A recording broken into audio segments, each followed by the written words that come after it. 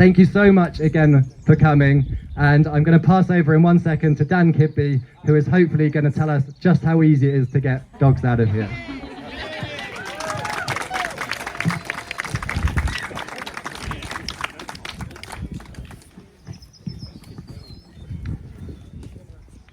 What a fantastic speaker. Wow. I'm in awe. And I can say, like, having read Tom's writing, read his book, he's just as good of a writer as he is a speaker.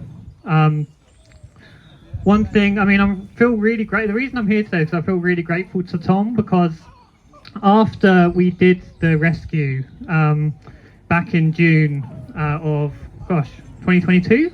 No, 2023. 2023. 22. All right. Tom came out as such a loving supporter, and it meant so much to me. I didn't know Tom before. I hadn't heard of Tom before. The first thing I saw was you wrote an article which celebrated what we'd done, released it with history of this, with that same excitement of that we can be creating these whirlwind moments again, that we can be creating these changes again. And it meant so much to have someone who had been through this movement like Tom had, to be coming out and doing that. But then he didn't only stop at writing. He came out and he was such a tremendous support, along with like Nicola as well, his partner.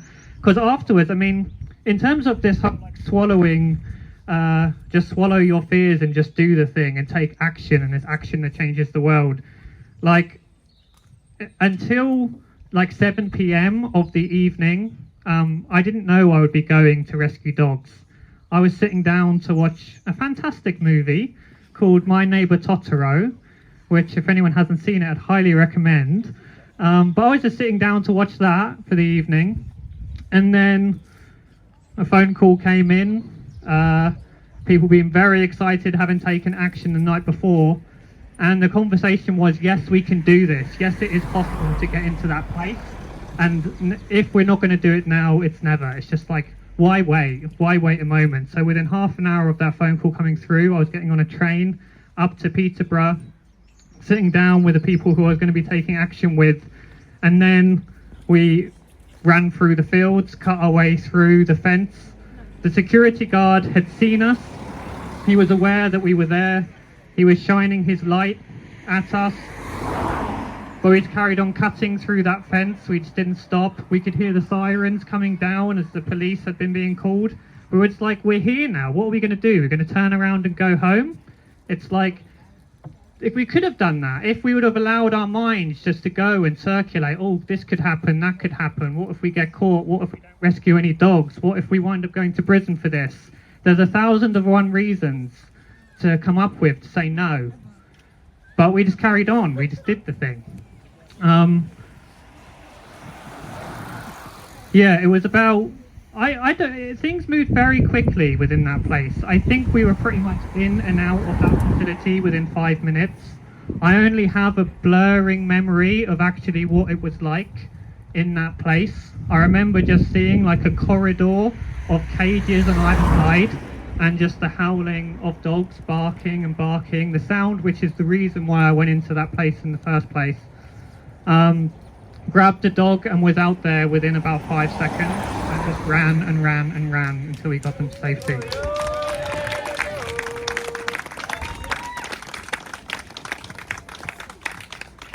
So yeah, just emphasizing, like, I have 0 levels of fitness. I don't do any exercise whatsoever. Like, it doesn't take anything special to be doing something like this. All it just takes is just the willingness to do something, to put those concerns aside. And I'd say moving into doing that action, like, I really was carrying the history of this movement with me. I mean, back in like 2016, 2017, I kind of set myself, and with people who I was working with, the objective of, we really wanted to build a mass movement for animal freedom. We really set ourselves that objective. As part of preparing for that, I went to Earth's First gathering, and I think it was 2017. JJ was there giving a talk. I learned the history of Shaq there. I think Mel was there, and I heard Mel talk. Can't remember which year it was. Hearing and heard these stories, and particularly I remember like this storytelling session with JJ where we went through it. A couple years later, we heard from John and JJ telling us the histories of this movement. And we took as many lessons as we could and built those into Animal Rising. We learned from the mistakes that have been made in the past. We learned from the successes.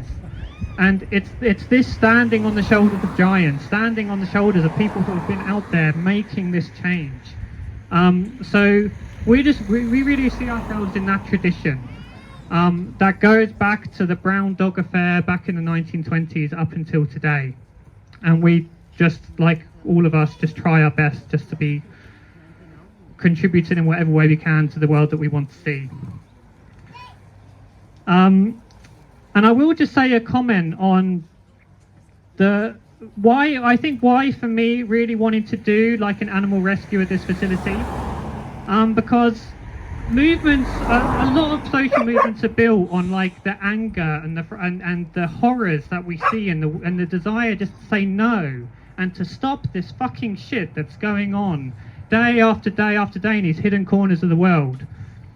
But I think movements need more than just that. It needs more than the horrors and just the outrage and the anger. It also needs the hope and the vision of the world that we want to see. As much as we're moved by the horrific things that are happening to dogs in these laboratories, it's the sense of like, what is the world that we're fighting for? What are the lives that we want these animals to live? And we wanted to create something that could inspire people and could move people. And I think, and of course for those animals themselves, just to give them that life. So in that spirit, I'd like to share, we got an update recently of one of the dogs that we rescued, who we're calling Max. It's not their real name. But this was actually not the rescue I participated in, but the one 6 months later in December, when 18 dogs were rescued. And so this is how Max now lives. So Max is the sweetest and most loving little dog you could ever wish to meet. He is very bouncy and playful and absolutely loves everyone he meets, both human and non-human. He enjoys lazy days on the sofa or in bed, curled between his humans, but equally loves going on adventures and long walks where his nose barely lifts off the ground from smelling all of the scents. Diving and rolling in the grass is his absolute favourite thing. Sometimes he gets a little too excited and overshoots his dive, ending up doing forward rolls. He also loves to shred paper and tissue. It's great if you have any papers you need shredding, but not when he destroys the book you were reading or the birthday card you just finished writing for your friend. It's impossible to be mad at him though, and you quickly forget how naughty he was. It is tough to think about where he would be right now and what unimaginably awful things would have been done to him had he not been saved that night. He has a wonderful, happy life filled with so much love and fun, and he gets to experience all of the wonderful things that he would never have got the chance to had he not been saved by his heroes. One thing to say is I don't appreciate the use of the word heroes, because it's for all of us to be stepping up and doing this work.